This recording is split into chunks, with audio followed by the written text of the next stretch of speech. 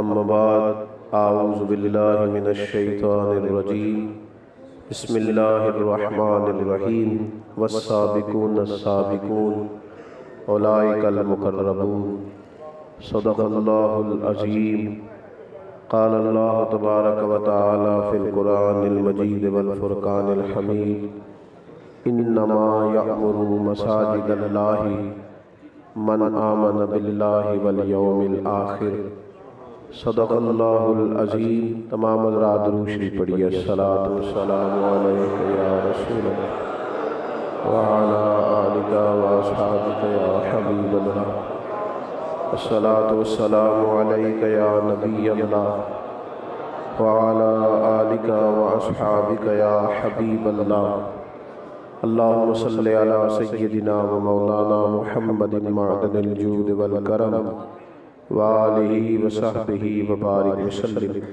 حمد و صلاۃ کے بعد دوستو، بزرگوں، بھائیوں، جیسا کہ صاحبزادہ شیر علی صاحب آپ کو بتا رہے تھے، آج یہ خوبصورت اور پروقار محفل مبارکہ دو حوالوں، دو نسبتوں سے انعقاد پذیر ہے۔ ایک تو افضل البشر بعد الانبیاء، خلیفہ اول بلا فصل، امیر المومنین سیدنا ابو بکر صدیق رضی اللہ تعالیٰ عنہ کی خوبصورت یادیں اس محفل کو اور ہم سب کے دلوں کو معطر کیے ہوئے ہیں۔ اور دوسری نسبت یہ ہے کہ یہ خوبصورت مسجد جسے دیکھ کر طبیعت بڑی خوش ہوئی، اللہ تبارک و تعالیٰ منتظمین کو اور معاونین کو بہترین صلہ عطا فرمائے۔ اس مسجد کی تعمیر نو کے سلسلے میں آج اس تقریب کا انعقاد ہے۔ اللہ تعالیٰ ہر دو عنوانات کی برکات ہمیں عطا فرمائے۔ آپ بہت بڑی تعداد میں تشریف لائے، علماء بھی تشریف لائے، بالخصوص صاحبزادہ حسنین رضا صدیقی صاحب بھی آئے ہوئے تھے، مہمان ہیں ہمارے۔ اللہ تبارک و تعالیٰ ہم سب کو اخلاص کی دولت عطا کرے اور اس محفل مبارکہ کی تمام برکات ہمیں عطا فرمائے۔ قرآن مجید فرقان حمید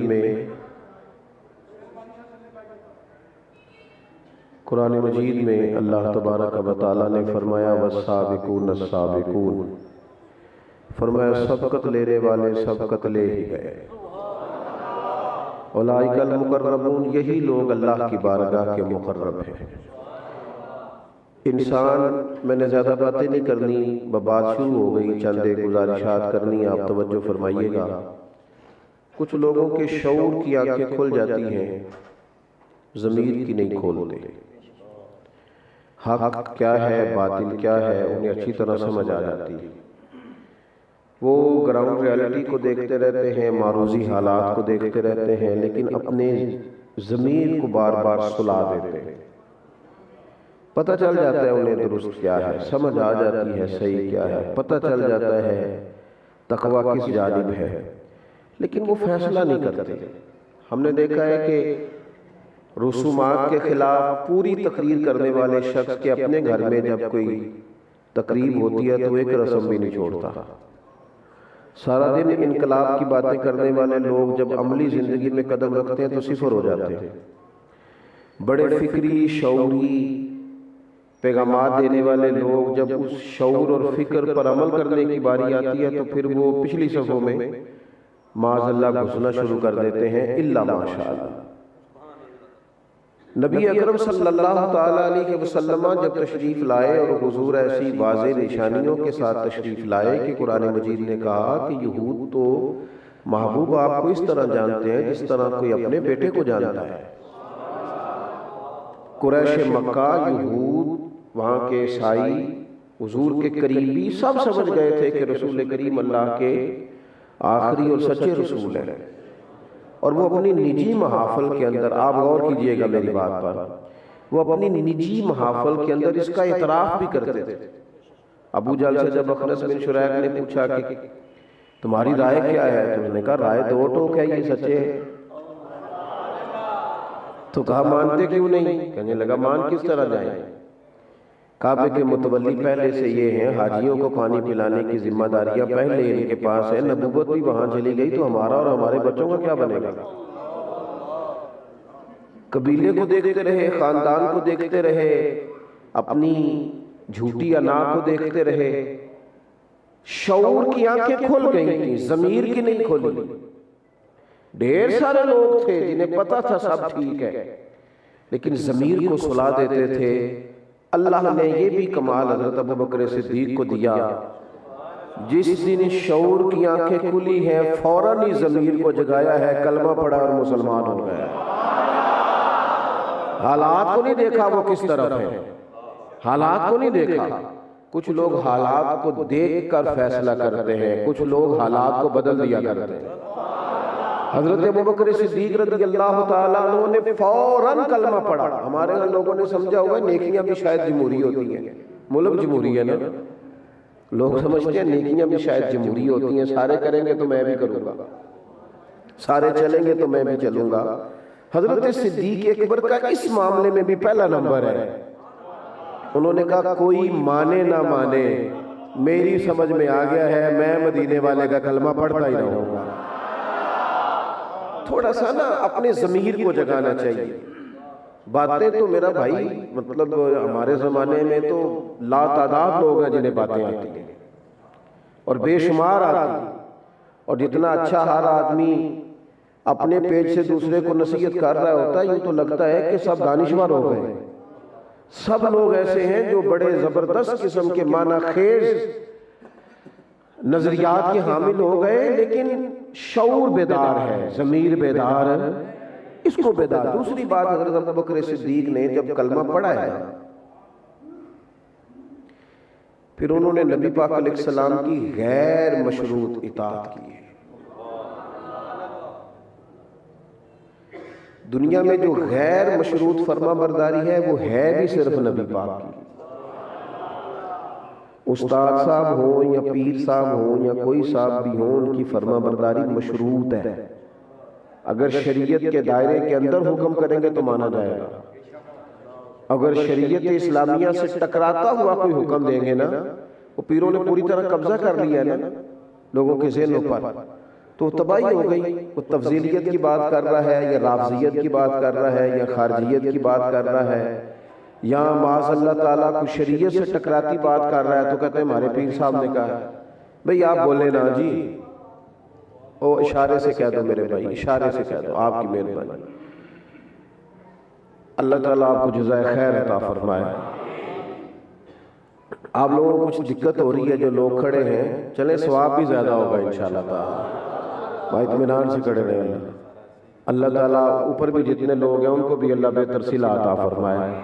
آپ غور فرمائیں گے میری بات پر، غیر مشروط فرما برداری کرے اللہ رسول کی، غیر شرطیں نہ لگائیں، شرطیں نہ لگائیں. یعنی نماز میں نے پڑھی ہے، میرا کام نہیں چلتا، کام نہ بھی چلے تو پھر بھی نماز پڑھنی ہے. میں فلانا وظیفہ پڑھتا ہوں تو پھر بھی میرا فلانا کام نہیں ہوتا. وظیفے کام کے لیے نہیں پڑھے جاتے، رب اور رسول کو راضی کرنے کے لیے پڑھے جاتے ہیں. کام تو ضمناً نہیں چل جاتا ہے، تو ضمناً نہیں چل جاتا ہے. غیر مشروط، اس میں حکمت سمجھنا بھی ضروری نہیں. آپ کی سمجھ میں حکمت نہ بھی آئے نا تو اللہ رسول کا حکم ماننا ہے. یعنی وہ آج تک ہمارے حکمران کہتے ہیں سود پہ سیمینار کر لو، دلائل دے لو، ڈیبیٹ کر لو کہ مطلب سود کی کون کون سی شک ہے، کس طرح کر کے ہے، اور اگر کوئی گنجائش بن جائے تو ایک سابقہ صدر نے بھی مولوی مل کے بیٹھے تو کوئی گنجائش نکالے معاذ اللہ.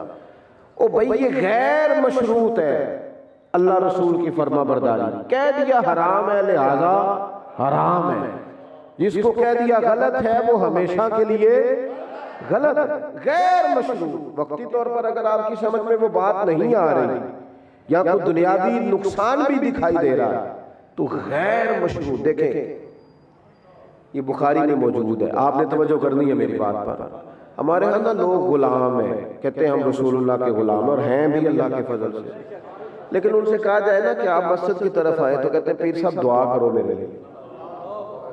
ہاتھ دھو گئی ابھی. آپ مطلب نماز پڑھنے کے لیے دعا کرائیں گے، کوٹھی بنانے کے لیے تو کوئی نہیں کرائی.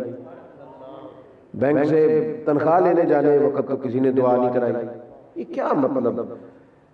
جو غلام ہوتا ہے وہ تو غلامی کرتا ہے. وہ تو فوراً سے پہلے غلامی کرتا ہے. میرے ایک دوست ہے، پیار بڑا ہے، زیادہ محبت ہوتی ہے جس جگہ وہاں شکوے بھی زیادہ ہو جاتے ہیں. میں نے کہا ملنے نہیں آتے، کہنے لگے اب مصروف ذرا زیادہ ہوں، وہ ٹائم ملتا ہے. میں کہ آج تو بعد نہ آئی، یہ مطلب ہے جدو تن کل کا وقت نہ ہو ادو ساڈے کول آنا ہے. یہ کیا بات ہوئی بھائی، میں مصروف ہوں، جدو بالکل ویلا ہوا گا اسی ویلے ہیں. میری بات کی سمجھ آ رہی ہے؟ آپ تو اس مصروفیت میں سے نکل کے آئیں گے تو پتہ چلے گا کہیں محبت ہے.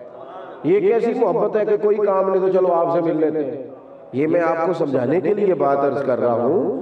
یہ کیا بات ہوئی کہ جناب اب میں مکمل ریٹائر ہو گیا ہوں، کاروبار میرا ختم ہو گیا ہے، میری نوکری جو ہے وہ مکمل ہو گئی ہے، بچوں کا اب میں مستقل مسجد میں ہوں. یہ کیا بات ہوئی؟ آپ پورے مصروف ہو اور اذان ہو جائے تو ہر چیز آپ لپیٹ دیں کہ اب میرے رب رسول کا بلاوا آ گیا ہے. غیر مشروط، اس میں کوئی شرط نہیں کسی قسم کی. بخاری میں ایک بات موجود ہے، آپ نے اس پر توجہ کرنی ہے. نبی پاک صلی اللہ تعالیٰ علیہ وسلم نے نا صحابہ سے فرمایا چلو احرام باندھو، عمرہ کریں گے. اب 1400-1500 کے قریب صحابہ حضور کے ساتھ حدیبیہ میں پہنچ گئے عمرے کے لیے. وہاں قریش مکہ نے روک لیا، انہوں نے کہا کہ آپ تو جنگ کے لیے آئے. تو محبوب کریم علیہ السلام نے فرمایا نہیں، ہم عمرے کے لیے آئے. خیر وہ بات آگے بڑھی، صلح ہوئی، کچھ شرائط طے ہوئی.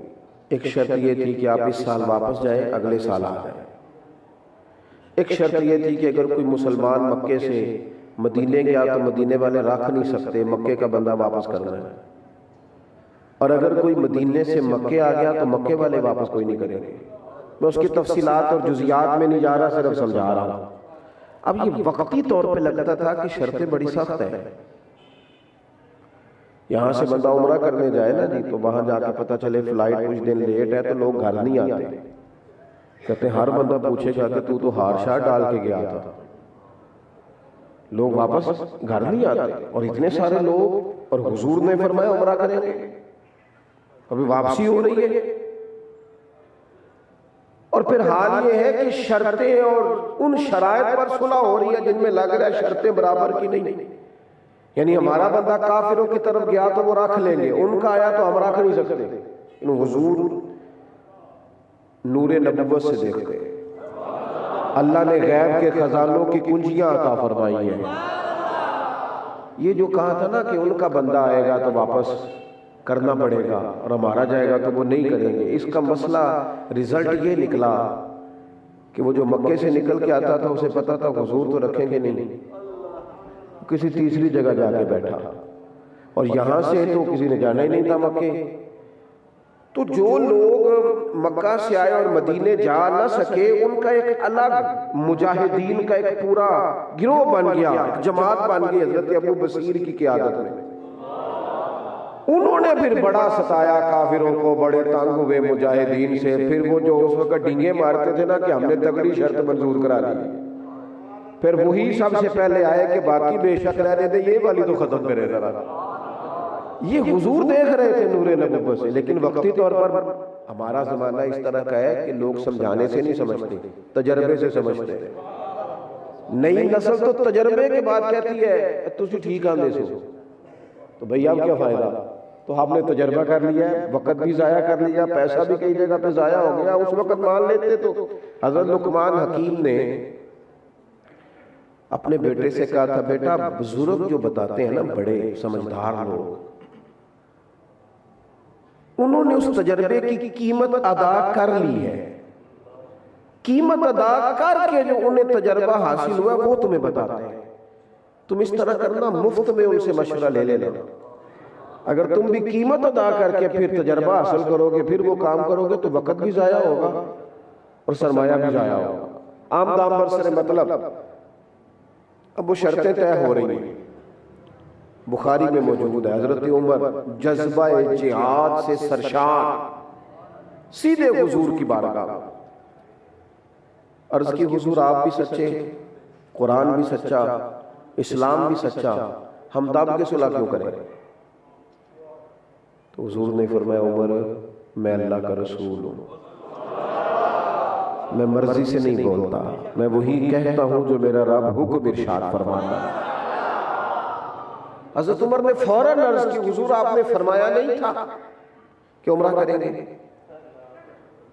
تو کریم فرمانے لگے کہا تھا، یہ تو نہیں نہ کہا تھا کہ اسی سال ہی کریں گے، کریں گے تو کریں گے۔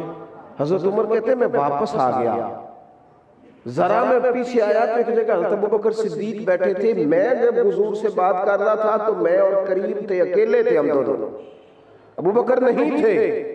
لیکن قربان جاؤں، اس شخص نے یوں ڈھالا ہے اپنے آپ کو حضور کی رضا میں، اتنے شناساں ہیں کریم کے مزاج کے۔ حضرت عمر کہتے ہیں میں نے وہی باتیں آ کے جناب صدیق سے کہیں، میں نے کہا ابوبکر حضور بھی سچے، قرآن بھی سچا، اسلام بھی سچا، تو دب کے صلح کیوں کریں؟ حضرت عمر کہا کرتے تھے واہ ابوبکر تیرا ایمان، فرماتے لوگوں اس وہی جملے بڑی نہیں حضور کی پیروی میں حضرت ابوبکر کو ذرا پریشانی نہیں، کھلا کھلا سا چہرہ، مزاج میں اطمینان، کہنے لگے عمر وہ اللہ کے رسول ہے، وہ مرضی سے نہیں بولتے، وہی فرماتے ہیں جو رب حکم ارشاد فرماتا ہے۔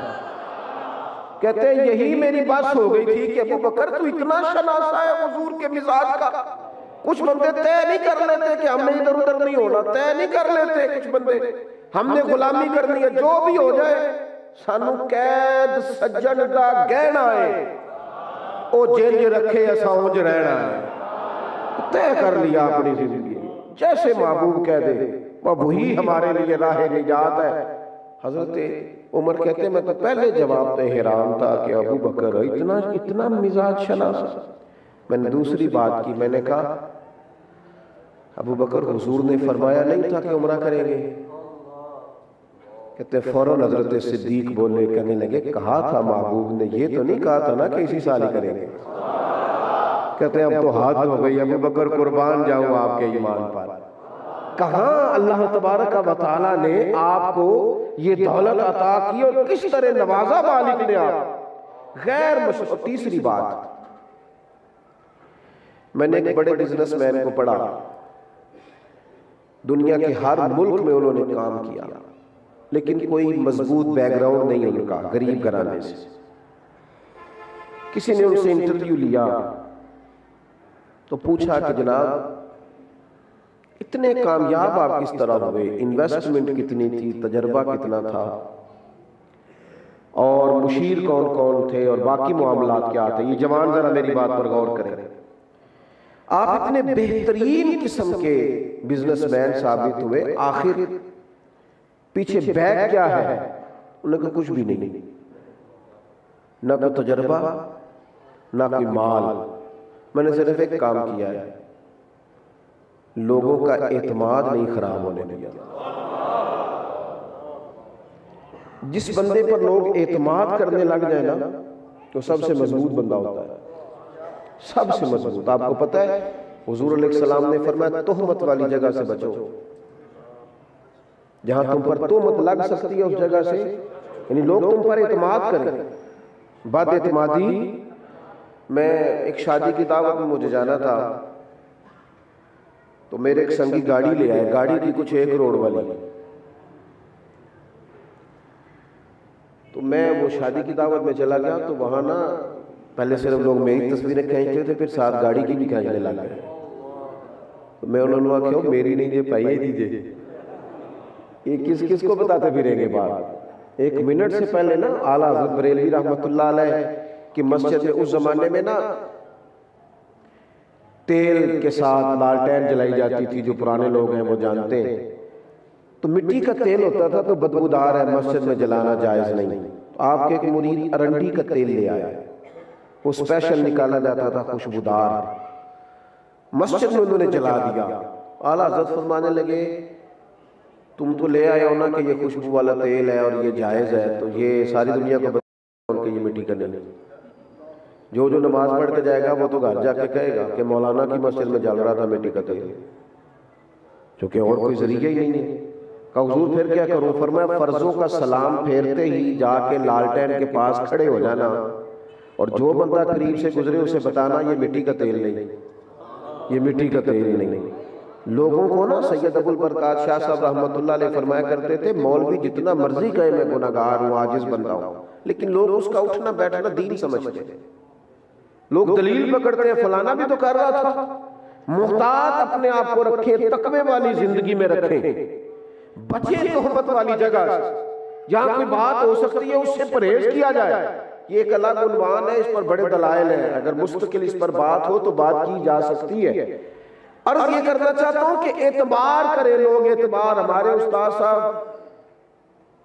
رمضان شریف کا آخری جمعہ تھا تو عید کا اعلان کر رہے تھے، تو فرمانے لگے بھئی 9 بجے تک آ جانا، کوشش کریں گے مقررہ وقت پر جماعت کھڑی کر دیں، مناسب وقت پر۔ تو میں نے کہا جناب ساری دنیا یہی اعلان کرتی ہے کہ 9 بجے جماعت ہوگی۔ کہنے لگے میں نہیں کرتا، 9:02 بھی تو ہو سکتے ہیں۔ اعتماد کرے لوگ کہ یار یہ جو بندہ کہتا ہے وہ بات، ہمارے ہاں اتنے دعوے ہو اتنی باتیں اتنی کہانیاں، لیکن وہ زیادہ تر دعووں میں بات چلی جاتی ہے۔ خوشبو کو بتانا نہیں پڑتا میں خوشبو ہوں، خوشبو بتایا نہیں کرتی، خوشبو تو آیا کرتی ہے، خوشبو کو آنا چاہیے، اسے بتانا۔ اعتماد حضرت ابوبکر صدیق کا کمال پتہ کیا ہے؟ ان پر امت نے بھی اعتماد کیا ہے، صحابہ نے بھی اعتماد کیا ہے، اہل بیت نے بھی اعتماد کیا ہے، اور سب سے بڑی بات یہ ہے ان پر مدینے والے رسول نے بڑا اعتماد کیا ہے۔ یہ بڑا کمال ہے، یعنی حضور ان پر اعتماد کرے۔ اعتماد یہ میں نے بہت بڑی بات کر دی اگر آپ کی سمجھ میں آئے۔ حضور جن پر اعتماد کرے، بڑی باتیں ہیں ان کی فضیلت میں، لیکن ایک روایت پڑھتا ہوں تو کبھی کبھی جی کرتا ہے قربان جائے ابو بکر صدیق پر۔ حضور فرمانے لگے ابو بکر میرے پاس جس کے پیسے آئے میں نے امانت سمجھ کے خرچ کیے، لیکن جب ابو بکر کے آئے میں نے اپنے سمجھ کے خرچ کیے۔ یہ اعتماد ہے، یہ اعتماد ہے، اور صحیح بخاری میں موجود ہے۔ رسول پاک علیہ السلام نے ایک دن فرمایا، ایک آدمی نے بیل پر سواری کی تھی یا سامان رکھا تھا تو بیل بول پڑا۔ اس نے کہا میں سواری کے لیے نہیں ہوں، میں تو ہل جوتنے کے لیے ہوں۔ سواری کے لیے تو گھوڑا، گدھا، اونٹ ہوتا ہے، بیل بول پڑا۔ لوگوں کو تعجب ہوا بیل کیسے بولتا ہے۔ اس محفل میں نہ جناب صدیق اکبر تھے نہ سیدنا فاروق اعظم تھے۔ حضور فرمانے لگے رب چاہے تو بیل بول سکتا ہے، اس پر میں بھی ایمان لاتا ہوں، میرا ابو بکر بھی لاتا ہے، عمر بھی لاتا ہے، اور وہ موجود ہی نہیں ہے۔ حضور کا اعتماد ہے کہ جو میں کہہ دوں گا وہ فوراً۔ اس طرح کے 2 بندے بھی زندگی میں مل جائیں تو مزہ آ جاتا ہے۔ اگر کچھ لوگ طے کر لینا زندگی میں کہ ہم نے نہ جی مان جانی ہے، میں کہہ چکا ہوں غیر مشروط اطاعت صرف اللہ رسول کی ہے، باقی مشروط ہے کہ شریعت کے اندر حکم دیا جائے۔ حضرت ابوبکر صدیق نے اعتماد بنایا۔ 3 چیزیں اپنی زندگی میں پیدا کریں، ایک تو شعور بیدار ہو جائے، پھر ضمیر کو سلایا نہ کرے۔ ہر بندے کو پتہ ہے نا نماز فرض ہے، اس کے لیے کوئی پی ایچ ڈی کرنے کی ضرورت ہے، پتہ ہے نا، تو پھر اب اس پر تقریر کرنے کی ضرورت ہے کہ نماز پڑھنے کی ضرورت ہے۔ حلال حرام، حضرت رومی فرمایا کرتے تھے یہ حلال حرام کی تمیز اللہ نے بندے کی فطرت میں رکھ دی ہے۔ بندے کو خود پتہ ہوتا ہے یہ میرے لیے جائز ہے کہ اس کی طبیعت میں اللہ نے رکھ دی ہے، شرط یہ ہے کہ عمل کرے۔ عمل نہیں کرتے لوگ، تو ایک تو جب شعور بیدار ہو جائے پھر ضمیر کو سلائے نہیں، اسے بیدار کرے، قبول کرے وہ ساری چیزوں کو۔ دوسری بات، اللہ رسول کے معاملے میں نا اب کو ضرورت نہیں ہے کہ بڑی لمبی ابحاث ہوں گی فلاں چیز۔ ہمارے ہاں لوگوں نے سمجھا دین شاید صرف بحثوں کے لیے آیا، معاذ اللہ۔ غیر مشروط اطاعت کریں، جس کو شریعت نے حلال کیا وہ حلال ہے، جسے حرام کیا وہ حرام ہے۔ کسی چیز کی وقتی طور پر حکمت نہ بھی سمجھ میں آئے تو پھر بھی غلامی کریں۔ تیسری بات یہ ہے کہ اعتماد اپنا بحال کریں، دنیا میں تھوڑی باتیں کریں، تھوڑے دعوے کریں، تھوڑی سے تھوڑی زندگی کے اندر آپ اعلانیہ بات کریں کہ میں یہ کر دوں گا، تھوڑی، زیادہ نہیں، کم سے کم باتیں۔ اپنی زندگی میں کریں، اور دعوے تو بالکل نہ کریں۔ اللہ کے عاجز بندوں کو دعویٰ سجدہ ہی نہیں، دعویٰ سجدہ ہی نہیں۔ ہاں کبھی علماء کوئی بات کریں گے کسی مخالف کو جواب دینے کے لیے، کسی باطل کو، وہ ایک معاملہ الگ ہے، لیکن ہم جو عوامی لوگ ہیں آپس میں جو بڑے دعوے، ہمارے رشتے کیوں کمزور ہو جاتے ہیں؟ بچی والے جو بتاتے ہیں وہ ہوتا نہیں، بچے والے جو کہتے ہیں وہ ہوتا، تو رشتے میں جب اعتماد ختم ہوتا ہے تو ہر چیز ہی ختم ہو جاتی ہے۔ اعتماد۔ ایک بات اور عرض کرنی ہے، مسجد جو ہے نا، مسجد، اس کے بارے میں قرآن مجید نے یہ فرمایا ہے کہ مساجد انما یعمر مساجد اللہ من آمن باللہ والیوم الآخر۔ دو جملوں میں قرآن نے مکمل اس مضمون کو سمیٹ لیا، فرمایا اللہ کی مسجدوں کو وہی لوگ آباد کرتے ہیں جو اللہ اور آخرت پر ایمان رکھتے ہیں۔ مسجد میں چندہ بھی ضرور دیا کریں، خدمت بھی ضرور کیا کریں، لیکن مسجد سے نہ پیار کریں، مسجد سے محبت ہونی چاہیے۔ پھر دہراتا ہوں بات، یہ بڑی سادی بات ہے پر بڑی ضروری بات ہے۔ مسجد سے پیار کریں، مسجد سے پیار ہو جائے نا، کبھی محبت ہو جائے۔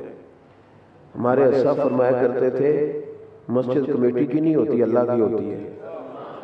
اللہ کا گھر سمجھ کے کبھی، میرے جیسے لوگوں کو کہا علماء کی بات نہیں کر رہا، اللہ کا گھر سمجھ کے کبھی جھاڑو دینا پڑے تو دے دینا، کیونکہ اللہ کا گھر ہے۔ اٹھ نہ فریدا ستے آتے، جھاڑو دے نہ مسیت، تو ستا ہے رب جاگدا تیری ڈاڈے نال فرید، اٹھ چل مسجد میں جھاڑو دے۔ مسجد سے ہمارے ہاں مسجد کی سیاست میں سارا علاقہ حصہ لیتا ہے، اور خدمت میں، صفائی ستھرائی میں تھوڑا سا نا ذوق ہونا چاہیے، مسجد سے پیار ہونا چاہیے۔ اس طرح بندہ خاص چیز ڈھونڈ کے نہیں لاتا، سونی سی اپنے گھر کے لیے خوبصورت سا انتظام کرتا ہے کہ وہ فلانی چیز جناب وہ بڑی زبردست چنیدہ، اس طرح خاص چیز ہو، مسجد کے ساتھ خاص دلچسپی ہو۔ میں حرم شریف میں تھا تو میرے آگے کوئی باپ بیٹا تھے یا دادا پوتا تھے، تو وہ فون کر رہا تھا، اور مسجد دی موٹر صحیح کرا لیجئے کہ نہیں، بابا جی فون کر رہے تھے۔ میں انہوں آہ کے آیا سا، موٹر بھی ٹھیک کرائیے کہ نہیں، تو فون بند ہوا تو وہ بیٹا کہتا ابا جی چھڈو جڑے اتنے نے وہ کرا ہی لیں گے، تانوں کدی ٹینشن ہے۔ تو میں نے اس بچے سے کہا، میں نے کہا آپ کو پتہ نہیں آپ کے والد کی، آپ کے بزرگ کی گواہیاں کہاں کہاں جا رہی ہیں۔ یہاں اتنے آ کے وہ بھی تو بندے نا جڑے کہنے نے فلانے کو پیسے لینے سے نہیں لیاندے نہیں کہ نہیں، لیکن یہ کیا کہہ رہا ہے، مسجد کی موٹر، مسجد کا کام، مسجد سے خاص محبت۔ مسجد کو میں تو بڑے عرصے سے لوگوں سے کہہ رہا ہوں کہ جس نے 30 سال مسجد میں اذان دیا اس کی صدارت میں میلاد کی محفل ہونی چاہیے۔ ایسے لوگوں کو آپ آگے لے کے آئیں، مسجد کے ساتھ خاص وابستگی، مسجد سے ذوق۔ آپ کو پتہ ہے کتنا پیار ہے حضور کو مسجد شریف کے ساتھ، یعنی صحابہ فرماتے خود مسجد نبوی کی تعمیر میں حضور اینٹیں اٹھا کے لاتا۔ اللہ کرے آپ سمجھیں اس بات، یہ ذوق ہے کہ گھر ازواج مطہرات کے بعد میں بنے، اپنے لیے اجرا بعد میں بنا، مسجد شریف کو پہلے بنایا، اور اس مسجد کے ساتھ حضور کی دل، یا رسول اللہ ہم خادم حاضر ہیں، ہم کام کرتے ہیں، فرمایا پیچھے بڑی اینٹیں پڑی ہیں اٹھا کے لے آؤ، مجھے بھی تو اللہ تعالیٰ سے اجر لینا ہے۔ مسجد سے خاص محبت۔ مسجد نبوی شریف میں نا حضرت عمر نے چراغ جلایا، روشنی کی سب سے پہلے۔ ویسے تو حضرت تمیم داری نے یہ کام شروع کیا تھا، لیکن اس کو مرتب کر کے حضرت عمر نے کیا، تو مولا علی بیٹھے تھے ایک کونے میں، فرمانے لگے عمر اس طرح تو نے میرے حضور کی مسجد ساری جگمگ کر دیا نا، میری دعا ہے اللہ تیرے مزار میں بھی ایسے روشنی۔ خاص پیار کرے مسجد کے ساتھ۔ یہ جو لوگ فارغ ہو کے جا کے پھٹے پہ بیٹھتے ہیں، انہوں نے اب پھٹے پہ بیٹھنا شروع کیا، میں ذمہ داری سے کہہ رہا ہوں، ورنہ ہمارے بزرگوں کا طریقہ تھا جو فارغ ہوتا تھا وضو کر کے قرآن پاک لے کے مسجد میں بیٹھا کرتا۔ یعنی میں نے اپنے بزرگوں سے یہ بات سنی ہے، ہمارے بڑا کہا کرتے تھے وہ فلانے دے پنڈ تے اور مسجد نوں بھی تالا بجدا ہے، کیونکہ کوئی نہ کوئی اللہ اللہ کر رہا ہوتا تھا، مسجد کو تالا سوال ہی نہیں پیدا ہوتا تھا. لیکن وہ تو اب شروع ہوا ہے جب لوگ اتنی جلدی میں نماز کے لیے آتے ہیں. مسجد سے پیار کریں، اس کی صفائی میں، اس کی ستھرائی میں، اس کی تعمیرات میں. مطلب میں کہہ چکا ہوں کہ صرف عہدوں کی دلچسپی نہ پیدا کریں، اس سے پیار کریں اور پھر اس کی آباد کاری میں. ایک بندے سے اختلاف ہو جاتا ہے مولوی صاحب کا یا کسی بندے مسجد میں کسی سے، ایک سے وہ اپنی انا نہیں چھوڑتا، سارا مسجد کا ماحول خراب کر دیتا ہے. 100 بچہ پڑھ رہا ہے، 200 پڑھ رہا ہے، 300 جائیں سارے جدھر مرضی، لیکن اس کو تو مطلب وہ میری نہیں مانی گئی، لہذا چھٹی ہر چیز کی. تھوڑی سی نا بڑے حوصلے کریں. مساجد، تنظیمیں، ادارے یہ بڑے دل گردے سے چلتے ہیں، اس کے لیے حوصلے جوان ہونے چاہیے. ایک بوڑھی اماں مسجد شریف میں جھاڑو دیتی تھی، بیمار ہو گئی، قربان جاؤ، حضور تیمارداری کے لیے تشریف لے گئے. رات کو انتقال ہوا.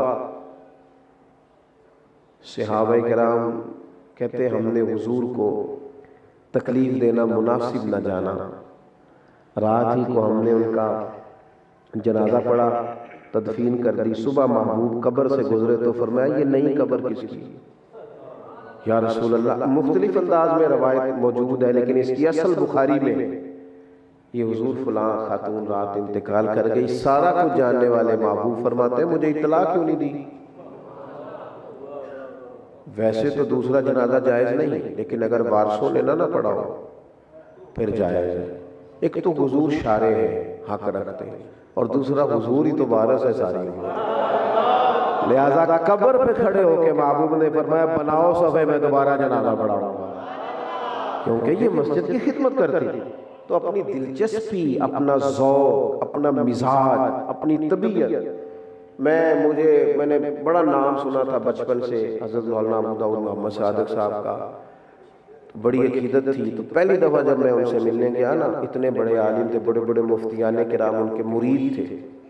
ویسے تو اب میری طرح کے چھوٹے مولوی تو کبھی بھی اپنا جوتا خود نہیں اٹھاتے، وہ مشکل ہوتا ہے، وہ باقی لوگ ہی کام کریں گے، اس کے لیے باقاعدہ بندے ہوتے ہیں. اور آج کل تو خیر اٹھانے بھی کوئی نہیں دیتا، ویسے بھی اگر کوئی اٹھا لے تو پھر اٹھ بھی جاتا ہے.